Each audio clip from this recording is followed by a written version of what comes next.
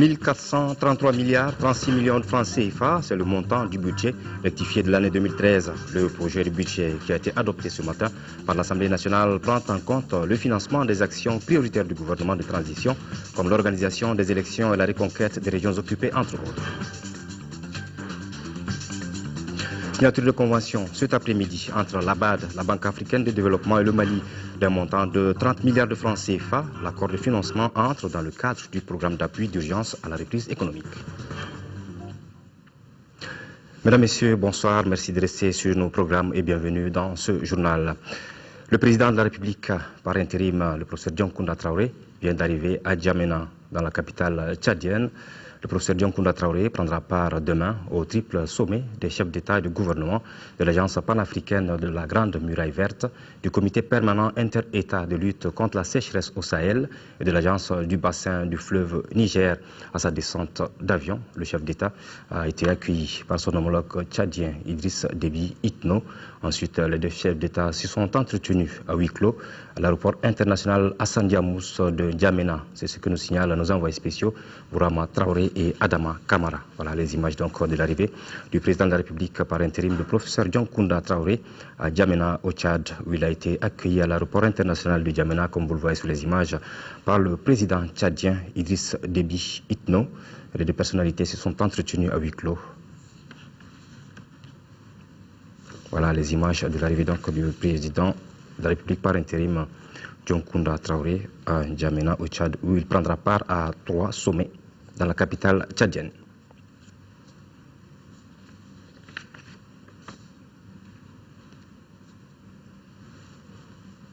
Dioncounda Traoré qui salue donc les personnalités présentes à l'aéroport international de N'Djamena, en compagnie du président tchadien Idriss Déby Itno. C'était donc aujourd'hui les images de l'arrivée du président de la République par intérim dans la capitale tchadienne. Et puis sachez que le Conseil des ministres s'est réuni en session extraordinaire ce vendredi 10 mai 2013 dans sa salle de délibération au palais de Koulouba sous la présidence du président de la République par intérim, le professeur Dioncounda Traoré, avant son départ bien entendu pour N'Djamena. Après examen des points inscrits à l'ordre du jour, le Conseil a adopté le projet de texte. Les détails avec vous, Ibrahim Diombele. Bonsoir. Bonsoir Maramale Diallo, mesdames et messieurs, bonsoir. Au chapitre des mesures législatives, c'est une présentation du ministre de l'administration territoriale, de la décentralisation et de l'aménagement du territoire. Le Conseil des ministres a adopté le projet de loi portant modification de la loi du 4 septembre 2006, modifiée portant loi électorale. L'organisation d'élections transparentes, sincères et crédibles de sortie de crise constitue l'une des missions essentielles confiées au gouvernement de transition. Pour atteindre cet objectif et conformément aux souhaits exprimés par la majorité des partis politiques et des organisations de la société civile, le gouvernement a décidé d'organiser les élections de 2013 sur la base du fichier électoral biométrique dont les éléments constitutifs sont extraits des données du fichier population du recensement administratif à vocation d'état civil, le RAVEC. L'option pour le fichier électoral biométrique avec comme principale caractéristique la photo, l'empreinte digitale et le numéro d'identification de l'électeur implique des changements qui doivent être pris en charge par la loi électorale qui régit l'organisation et la tenue des élections. L'adoption du présent projet de loi s'inscrit dans ce cadre. Elle vise à inscrire dans la loi électorale l'option du fichier électoral biométrique afin de renforcer la transparence et la crédibilité des opérations des votes. Elle prend également en compte le contexte actuel lié à la situation dans le nord de notre pays en adoptant des dispositions particulières pour permettre la participation au processus électoral des déplacés et des réfugiés et pour le vote des militaires en mission de défense et de sécurisation du territoire. Le projet de loi adopté introduit notamment les innovations suivantes. La consécration de la nature biométrique du fichier électoral et de l'établissement des listes électorales en fonction de la base des données biométriques de l'état civil et l'intégration de la biométrie dans la configuration des listes électorales et des listes d'émargement des bureaux de vote. En plus des données alphanumériques, la photo et les numéros d'identification nationale NINA de l'électeur figureront désormais sur les documents électoraux, la consécration de la carte NINA comme unique document admis pour voter, l'allègement de la procédure de transfert de l'électeur en cas de changement de résidence, la définition du cadre juridique favorisant la participation des réfugiés au vote, la possibilité du vote par procuration pour les agents des forces armées et de sécurité qui évoluent sur le théâtre des opérations au même titre que les membres de la CENI, les présidents et assesseurs du bureau de vote, les mandataires de candidats et partis politiques, les délégués de partis politiques. L'introduction de ces innovations dans la loi électorale permettra l'organisation d'élections transparentes, sincères et crédibles en 2013 sur une base nouvelle. Au chapitre des mesures réglementaires, sur le rapport du ministre de l'économie, des finances et du budget, le Conseil des ministres a adopté un projet de décret portant approbation du marché relatif à la fourniture de cartes NINA au ministère de l'administration territoriale, de la décentralisation et de l'aménagement du territoire. L'utilisation des fichiers biométriques issus des données du recensement administratif à vocation d'état civil RAVEC, qui a été retenu pour les élections de 2013, nécessite la réalisation d'une carte d'identification pour chaque électeur dénommée carte NINA, numéro d'identification nationale. Le présent projet conclu dans ce cadre porte sur la fourniture de cartes NINA au ministère de l'administration territoriale, de la décentralisation et de l'aménagement du territoire. Il est attribué après appel d'offres à la société Safran Morpho pour un montant de 8 milliards 514 millions de francs CFA environ et un délai d'exécution de 30 jours. Le financement est assuré par le budget national. Amar Malé. Merci Ibrahim Diombele. C'était donc là le contenu du communiqué du Conseil des ministres qui s'est donc tenu en session extraordinaire ce vendredi. Le Premier ministre a reçu, lui, cet après-midi, une délégation du Parlement de l'OTAN conduite par son président. Avec le chef du gouvernement, les parlementaires ont évoqué les questions liées à la sécurisation du pays et à l'organisation des élections. Madame Nicole Ameline est la vice-présidente de l'Assemblée parlementaire de l'OTAN. Elle donne plus de précisions au micro de Youssouf Diakité. Cet entretien avait pour objet non seulement d'apporter un soutien en termes de défense de la sécurité collective, car nous considérons que la crise malienne n'est pas seulement une crise nationale, pas seulement une crise régionale, mais qu'elle affecte la sécurité collective je pourrais dire même d'une manière globale, du reste du monde. La lutte contre le terrorisme est une question qui intéresse l'ensemble du monde. Et donc, nous ne sommes pas là seulement pour apporter notre soutien dans ce sens, mais aussi comprendre comment va s'opérer non seulement la sécurisation de l'ensemble du territoire, mais aussi la reconstruction. Et comme ce sont les parlements qui votent les budgets, il est très important que nous puissions relayer les messages. Et j'ai le plaisir de vous dire que le président de l'Assemblée nationale assistera à notre prochaine réunion à Luxembourg la semaine prochaine pour précisément faire passer ce message de la sécurité nécessaire du Mali et de l'aide à sa reconstruction auprès de l'ensemble des parlements qui composent effectivement notre Assemblée parlementaire. J'ajoute que le Premier ministre nous a totalement confortés dans le sentiment que nous avons d'une très grande volonté des autorités maliennes, des élections. Nous pensons effectivement qu'il y a un processus de reconstruction politique qui est absolument nécessaire, et là aussi j'ai noté une très grande volonté des autorités maliennes, partagée d'ailleurs par la vision de la communauté internationale, pour que les opérations de paix et les opérations civiles soient, je dirais, menées d'une manière assez parallèle. Nous avons conscience que c'est un formidable défi, mais il est tout à fait essentiel que l'État malien retrouve très vite la légitimité, la responsabilité et l'autorité qui est tout à fait nécessaire pour la reconstruction, car la responsabilité première du Mali, elle incombe naturellement aux autorités maliennes. Nous sommes là en support pour la liberté et pour la paix, mais il appartient au Mali d'assurer son avenir. Voilà, nous restons toujours avec les parlementaires de l'OTAN, conduite par l'honorable Bourema Diko, président de la commission défense de l'Assemblée nationale des parlementaires qui viennent de rendre visite aux 715 soldats maliens et leurs formateurs au camp Bouakar Sadassi de Koulikoro. La visite a permis aux parlementaires de connaître l'état d'avancement de la formation du 1er bataillon. Au cours de cette visite, les parlementaires de l'OTAN ont réaffirmé leur soutien au Mali et exhorté les autres députés européens à aller dans ce sens pour que notre pays puisse faire face aux nombreux défis qui s'imposent. Les instructeurs de cette formation, qui consiste à améliorer les capacités des soldats maliens, verront leurs premiers élèves opérationnels le 10 juin prochain. Foussine Tunkara. À travers cette visite, nous voulons démontrer l'engagement de la communauté internationale à aider nos amis maliens sur la démarche de paix, de reconstruction et de la réconciliation nationale. Nous souhaitons également convaincre nos collègues parlementaires d'Europe afin de soutenir l'effort qui est entrepris ici. C'est en ces termes que la vice-présidente de l'Assemblée parlementaire de l'OTAN, Nicole Ameline, a justifié leur séjour au camp Bouakar Sadassi. Avant la visite proprement dite, la vice-présidente et sa suite ont eu un entretien à huis clos avec le chargé de la formation de l'Union européenne.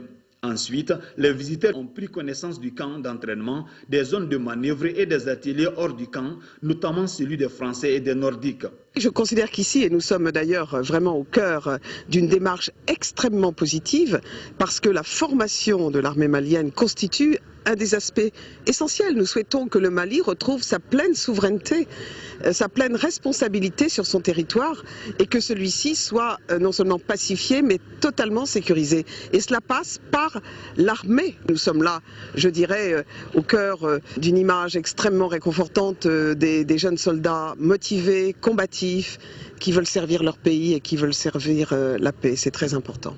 La vice-présidente a également affirmé que la relation entre les parlementaires de l'OTAN et ceux du Mali est au beau fixe.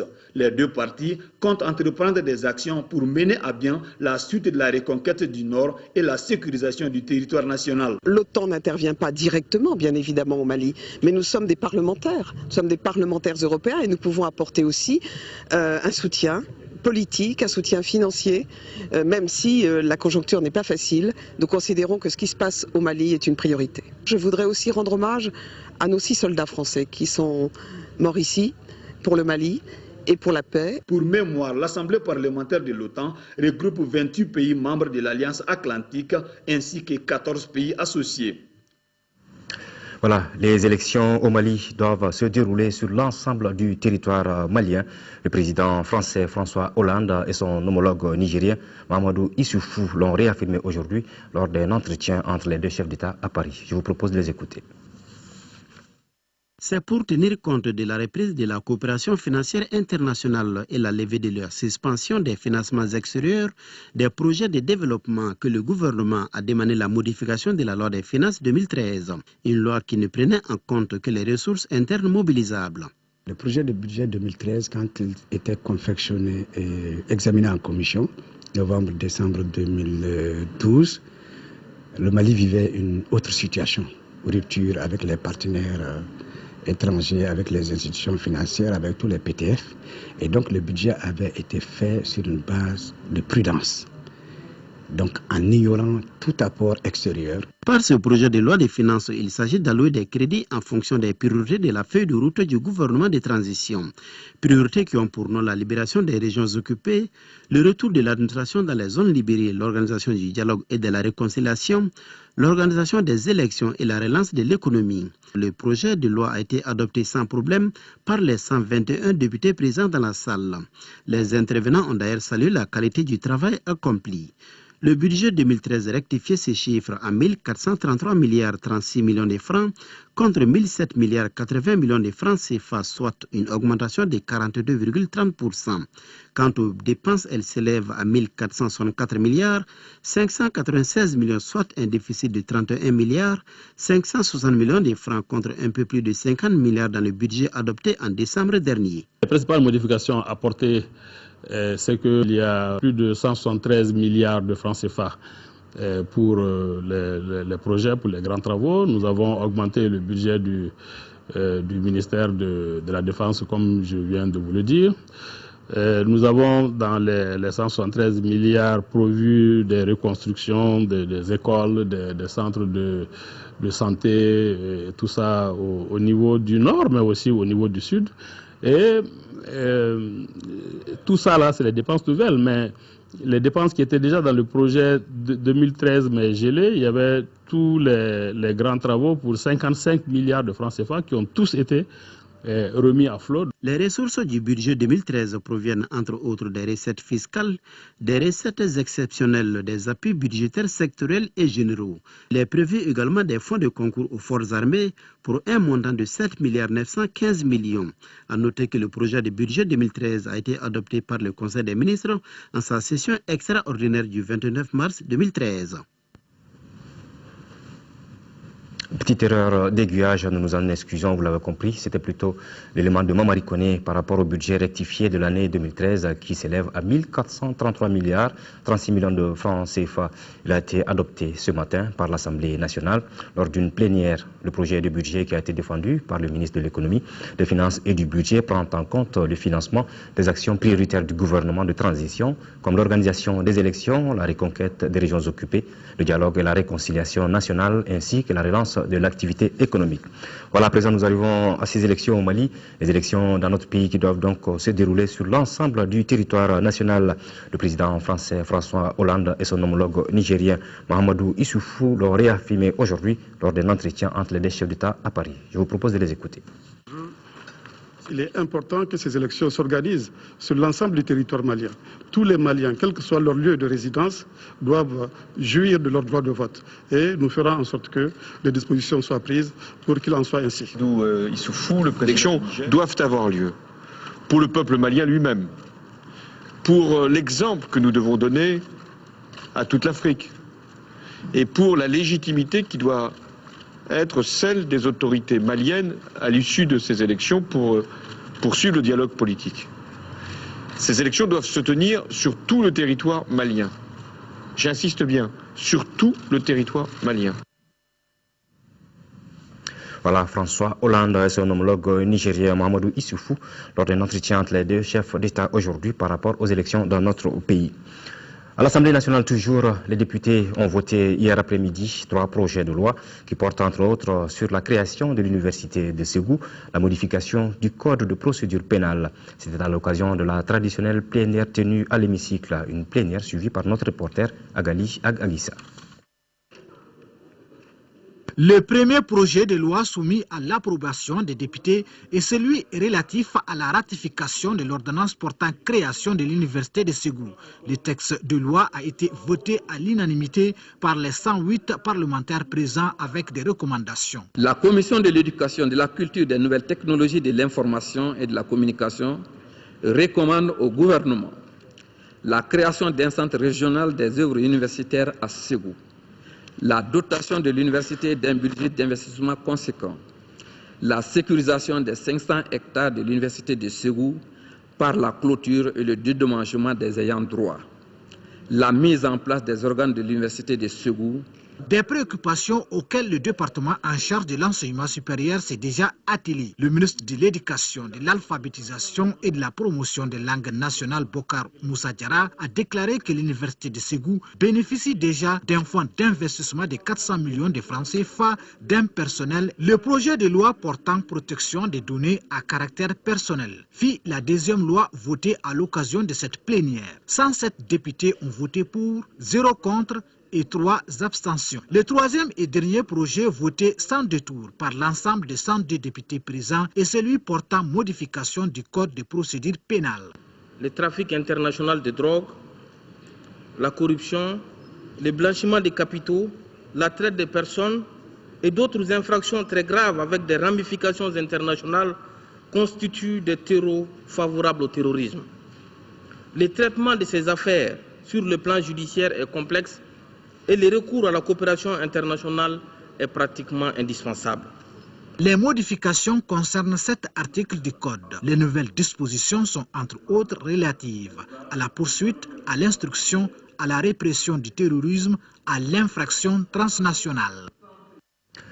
Quelques jours après la ratification de la Charte africaine de la démocratie par le Mali, les députés, les représentants des ministères et des institutions de la République et ceux de la société civile sont à l'école pour mieux cerner le contenu et les objectifs de cette convention. La Charte en question traite de la gouvernance politique, économique et sociale, des sanctions en cas de changement anticonstitutionnel du gouvernement, entre autres. Ramata Konaté pour les précisions. Plus jamais de coup d'État et point de manifestation pour soutenir les auteurs de cet acte. Tel est l'un des objectifs affichés par les pays qui ont ratifié la Charte africaine de la démocratie, des élections et de la gouvernance. 15 jours après sa ratification par l'Assemblée nationale, la Charte est portée à la connaissance d'un plus grand nombre de décideurs. Cette convention comprend une cinquantaine d'articles traitant de l'instauration et de la consolidation de la bonne gouvernance. La Charte met l'accent sur des principes comme le renforcement du pluralisme politique, la tenue d'élections transparentes, libres et justes, la séparation des pouvoirs et la promotion d'un système de gouvernement représentatif. Elle réaffirme l'importance de la lutte contre l'impunité. La déclaration dite de Bamako a été le point de départ du processus qui a abouti en 2007 à l'adoption de la Charte africaine de la démocratie à Addis Abeba en Éthiopie. Pourtant, le Mali ne l'a ratifié que 6 années plus tard. Le président de l'Assemblée nationale par intérim explique les raisons de ce retard d'adhésion. Nous les parlementaires, partout au Mali comme ailleurs, nous disons que c'est la faute à l'exécutif. C'est l'exécutif qui n'a pas fait son boulot. Parce qu'il devrait présenter ce projet de charte à la ratification de l'Assemblée nationale. Mais en réalité, est-ce que l'exécutif est seul responsable de cette situation? Car cette charte doit être portée par quelqu'un. Il faut qu'il y ait des gens qui la portent et qui l'appliquent.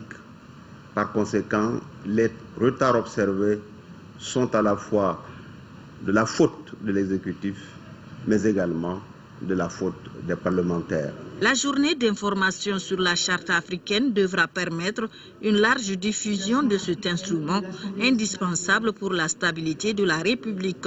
Les partenaires techniques et financiers ont réitéré leur soutien au Mali pour le respect de leur engagement commun en faveur du développement.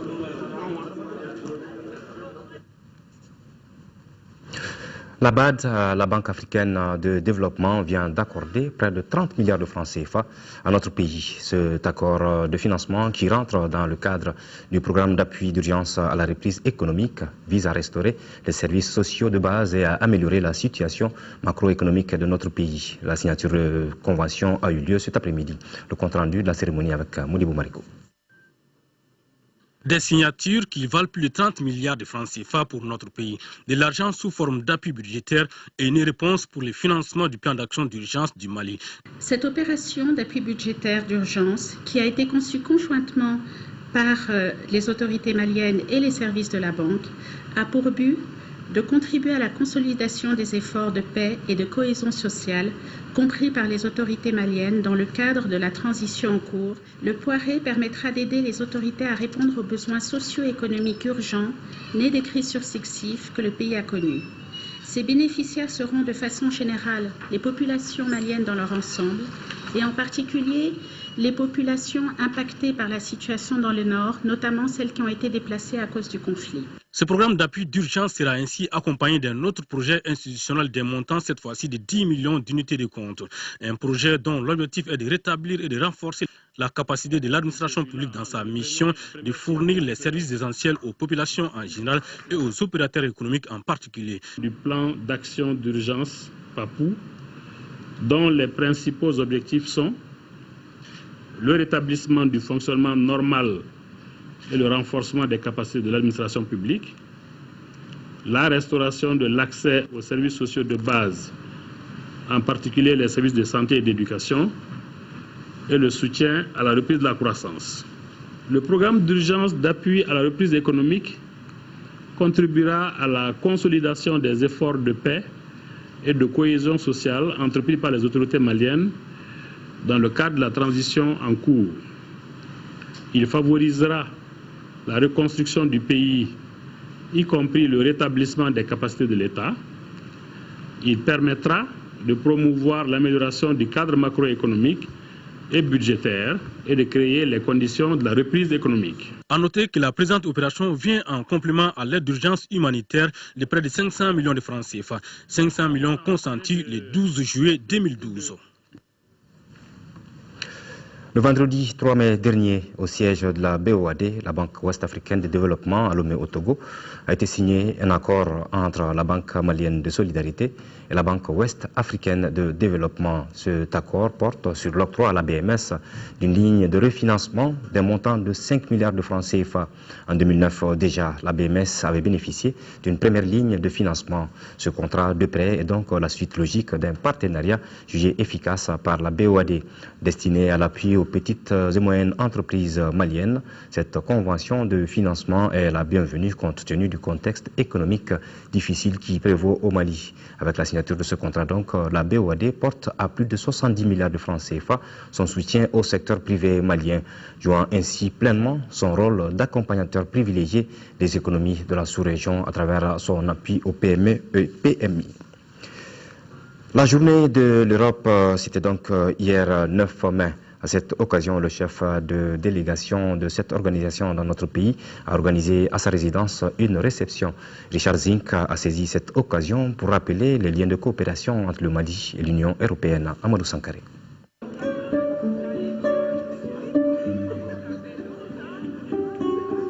C'est sur fond de Kora que la délégation de l'Union européenne au Mali a célébré ce 9 mai la journée de l'Union.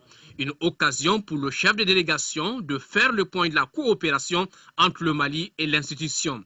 Richard Zink a souligné que l'aide de l'Union au Mali représente chaque année plus de 50% du volume net de l'aide au développement. Pour coller à l'actualité, il a laissé entendre que l'Union reste toujours disponible à aider le Mali pour réussir les élections, le dialogue et la réconciliation nationale, la formation de l'armée. Le diplomate s'est également réjoui de la performance enregistrée ces dernières années dans le secteur des mines dans le pays, mais aussi au niveau des échanges avec les autres voisins. Toujours dans le cadre de cette journée, il est prévu dans les jours à venir une visite des journalistes à Koulikoro où se déroule la formation de l'armée malienne. Le ministre des Forces armées du Sénégal, Augustin Senghor, a rendu visite à la compagnie sénégalaise basée à Gao. Il a apporté le message d'encouragement du président et du peuple sénégalais aux 164 militaires arrivés sur le théâtre des opérations le 26 mars dernier. Il est accompagné d'une forte délégation. Reportage d'Idrissa Poné. La compagnie sénégalaise, composée de 164 éléments arrivés à Gao depuis le 26 mars, a joué un rôle capital dans la sécurisation des villes de Gao, Ansongo et Menaka. Fier de ce travail accompli, Augustin Senghor et toute sa délégation ont exprimé le soutien et l'encouragement du président Macky Sall et tout le peuple sénégalais. Nous sommes venus de Dakar pour vous apporter les salutations et félicitations de Monsieur le Président de la République, chef suprême des armées, à la tête de tous les Sénégalais qui vous félicitent aussi pour le travail que vous faites. Je voulais alors vous dire tout simplement que le Sénégal est fier de vous, fier de ce que vous faites. Au ministre et à sa délégation, le capitaine Magatte Sène, commandant de la compagnie motorisée du Sénégal, a exposé la situation sécuritaire de la région et le concours précieux de sa compagnie. D'une oreille attentive, le ministre a écouté son interlocuteur et a appelé la compagnie à plus de vigilance, avant de l'exhorter à plus d'efforts pour le renforcement de la cohésion sociale et la bonne entente entre la compagnie et le peuple malien. Vous êtes venu en tant qu'ambassadeur. Vous êtes venu au secours d'un pays frère, le Mali, un pays ami, membre de la CEDEAO, qui a été attaqué dans sa chair. Vous êtes venu pour participer à libérer ce pays et à assurer son intégrité territoriale.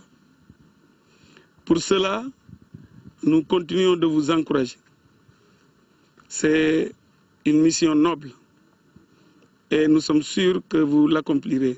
Auparavant, la délégation sénégalaise avait eu un bref entretien avec le commandement des forces françaises et de l'opération Serval. La commission Dialogue et Réconciliation, à l'initiative de la représentation de l'Union européenne, a rencontré plusieurs partenaires du Mali pour expliquer ses missions et ses attentes.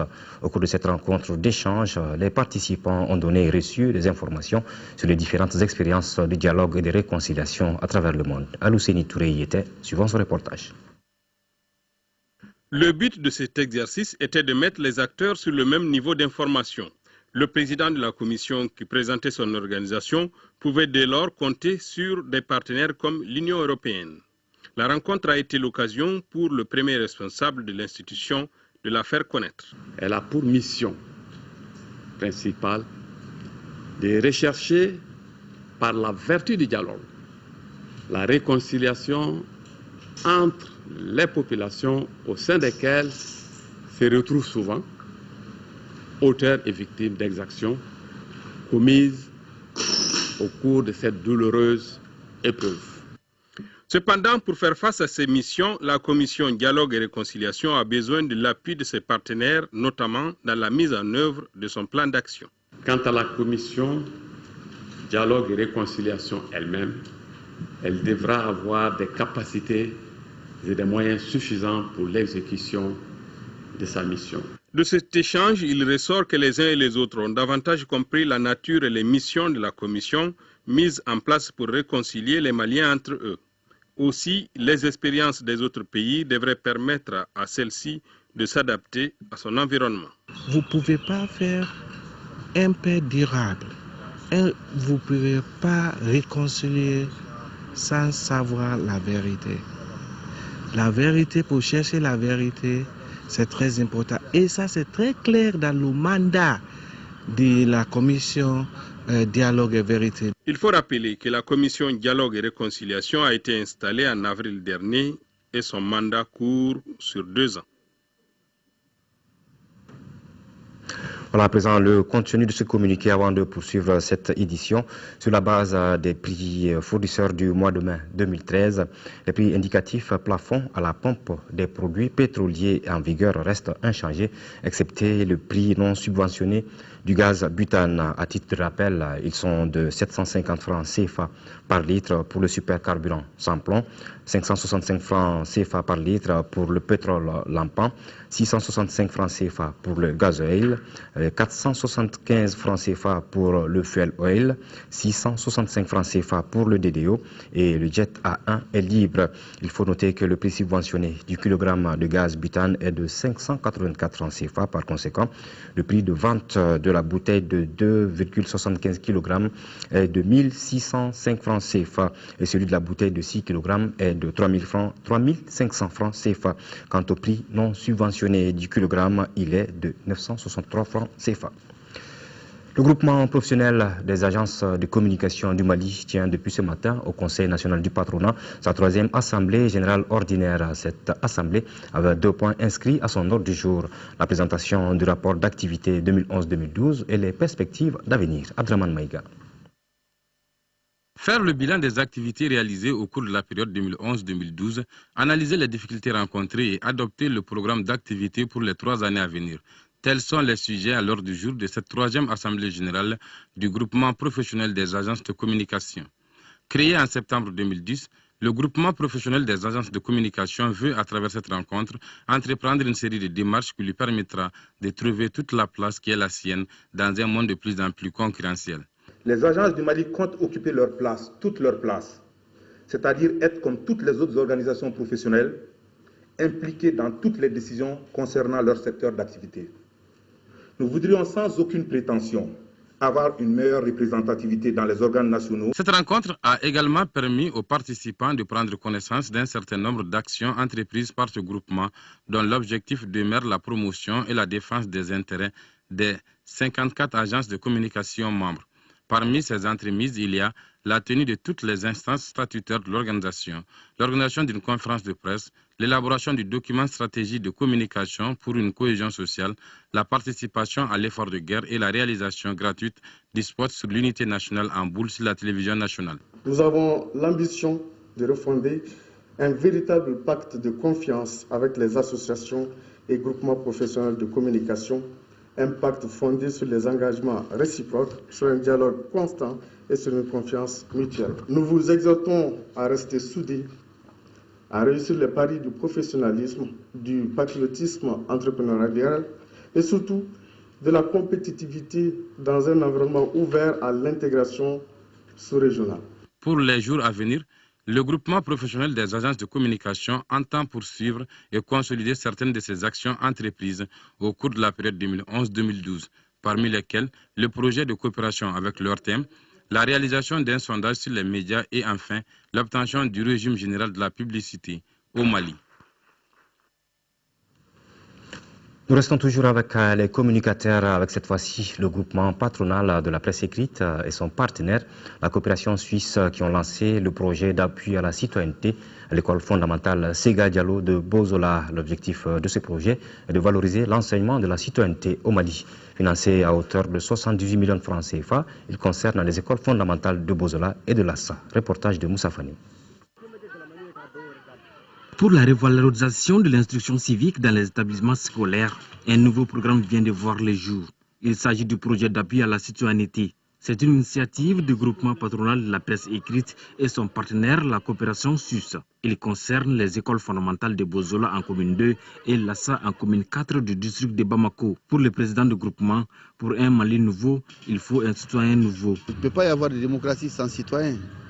Et pour reconstruire notre pays, le Mali, donc il faut mettre l'accent sur un projet qui mettra l'accent et revalorisera l'instruction civique à l'école à la base, juste au niveau des enfants, parce que c'est à ce niveau qu'on peut pétrir l'enfant déjà des valeurs républicaines, de la conscience civique et patriotique. Pour le directeur de l'école fondamentale Sega Diallo de Bozola, ce projet est le bienvenu. Il devra permettre d'approfondir la culture générale des jeunes scolaires. Ce projet va accompagner l'élève à l'école malienne à sortir du gouffre. Nous mettons l'accent particulier sur l'enseignement de cette matière, que ce soit au premier et au second cycle. Pour pérenniser cette action, il faut l'accompagnement du ministère de l'Éducation. Le projet qui dure un an est financé à hauteur de 118 millions de francs CFA. Le lancement a été marqué par la prestation des élèves en chorégraphie, en conte et par une séance de questions-réponses. La mutuelle de l'ORTM effectue une mission d'étude et d'échange d'expériences au Burkina Faso en collaboration avec la mutuelle de la RTB. La délégation malienne conduite par Djibril Ouattara a été accueillie à la frontière des deux pays à Eremakono par la MURTRA, la mutuelle des travailleurs de la radio-télévision du Burkina Faso. Le parcours de l'étape de Bobo Dioulasso avec Idrissa Traoré, Mfali Sidibé et Mamadou Sidibé. C'est avec un accueil fraternel à Eremakono, une ville frontalière entre le Mali et le Burkina Faso, que la mutuelle de RTB a réservé à la délégation malienne. Première escale, Bobo Dioulasso, première visite, la RTB2, une radio créée en 1963, puis évoluée en télévision en 2012. Une radio et télévision de proximité à Bobo Dioulasso. La RTB2, télévision, est une chaîne de proximité qui est née de la volonté politique de nos autorités de décentraliser l'information. Nous avons une édition en Djoula, qui est notre édition phare, à 19h30, et une édition en français. Là, nous diffusons les reportages de la région. C'est vrai qu'il y a un certain nombre de reportages qui sont diffusés sur la nationale, mais la plupart de nos reportages sont des reportages de proximité, des sujets qui touchent au quotidien de la population. C'est le genre d'initiative qui nous permet de renforcer les liens de fraternité et d'amitié entre l'ORTM et puis la RTB. C'est également une occasion de partage d'expérience. L'objectif de cette visite, c'était de visiter d'abord la station pour voir, comparer à ce que nous avons. Et sur le plan technique, sur le plan idéologique aussi, comment vous travaillez ici à la RTB2 télévision. Après la RTB2, direction hôtel de la ville de Bobo Dioulasso, avec ses 800 000 habitants environ, une ville cosmopolite. D'après le premier adjoint au maire, tout ému et apprécie cette coopération sud-sud. Le monument du cinquantenaire et la maison de la culture ont bouclé l'étape de Bobo Dioulasso. Voilà, bel exemple d'échange entre l'ORTM et la RTB. Le centre de santé de référence de Kati a enregistré des résultats satisfaisants au premier trimestre de l'année 2013. C'est ce qui ressort de la réunion annuelle des acteurs de la santé du district sanitaire de Kati. Cette rencontre a été l'occasion pour les participants de visiter les nouvelles unités de récupération nutritionnelle intensive du centre de santé de référence de Kati qui ont coûté 34 millions de francs CFA à l'ONG International Rescue Committee IRC. Moussoukra Konaté. Cette rencontre mensuelle vise le suivi de l'évolution des indicateurs afin de faire des propositions idoines permettant la réalisation des objectifs fixés à la fin de l'année. On peut dire vraiment que le bilan est très éloquent, puisque si vous voyez pour la période, le taux de dépistage est à 165%. Donc l'objectif est ici pleinement atteint. Le taux de décès par rapport aux enfants malnutris aigus sévères est de 1%, qui est en dessous de la moyenne nationale et qui est en dessous de la norme. Mais il y a certaines localités où il y a des efforts à fournir encore. Le partenaire financier, l'ONG International Rescue Committee IRC, se dit aussi satisfait des résultats. Pour consolider les acquis, il vient de construire une unité de récupération nutritionnelle intensive IRENI d'une valeur de 34 millions de francs CFA. Située au sein du centre de santé de référence de Kati, cette unité a une capacité d'accueil de 20 enfants. Nous sommes en train d'appuyer le CCRF pour la prise en charge des cas de malnutrition aiguë sévère avec complications. Le bilan est très positif. Le bâtiment, c'est pour renforcer les acquis parce qu'on a travaillé avec les moyens de bord. La capacité était petite alors que le besoin était grand. Le district sanitaire de Kati couvre 45 centres de santé communautaires plus le centre de santé de référence de Kati. L'ONG International Rescue Committee appuie tous les districts. La présente rencontre a réuni les chefs de postes médicaux, les présidents des associations de santé communautaire et les maires. Elle a été entièrement financée par l'ONG IRC. Voilà, c'est la fin de cette édition.